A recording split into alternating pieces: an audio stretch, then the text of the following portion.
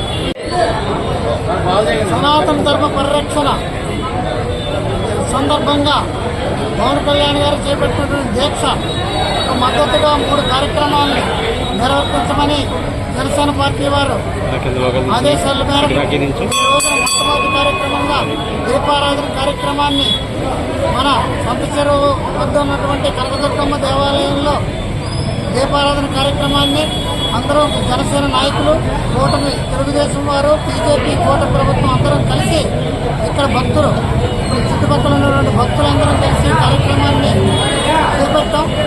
ముఖ్యంగా మన తిరుపతి లడ్డూలో జరిగినటువంటి అపచారానికి పరిహారంగా కళ్యాణ్ గారు ఆయన ఈ పరిహార దీక్షను చేపడుతున్నారు.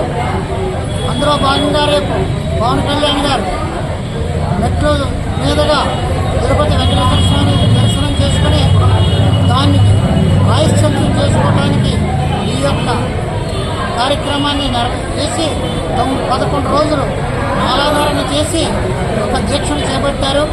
దాంట్లో భాగంగా మొదటి రోజున ఈ దీపారాధన కార్యక్రమం ఇక్కడ చేయడం జరుగుతుంది. రేపు దీక్షా కార్యక్రమం చేయబోతున్నాం. 3వ రోజు భజన కార్యక్రమాలు ఇవన్నీ కూడా ఆంధ్ర రాష్ట్ర సుభిక్షం కోసం, ఆంధ్ర రాష్ట్ర ప్రజలకు ఒక మేలు జరగాలి, గత ప్రభుత్వంలో చేసినటువంటి పాపాలకు ప్రాయశ్చిత్తానికి చేసుకోవడానికి మా అధినేత పవన్ కళ్యాణ్ గారు చేసినటువంటి దీక్ష వర్ణనాతీతం.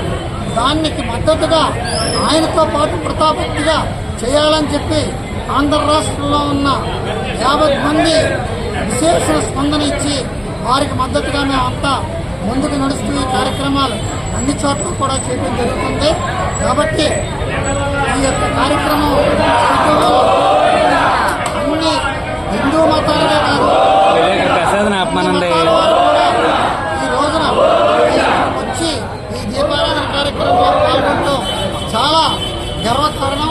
కాబట్టి మన కొత్త కూటమి ప్రభుత్వంలో కొత్త ప్రయాణం ఏంటంటే కుల మతాలకు అతీతంగా అందరం కలిసి అన్ని చోట్ల కూడా చేస్తున్నామనేది గొప్ప సంకేతం.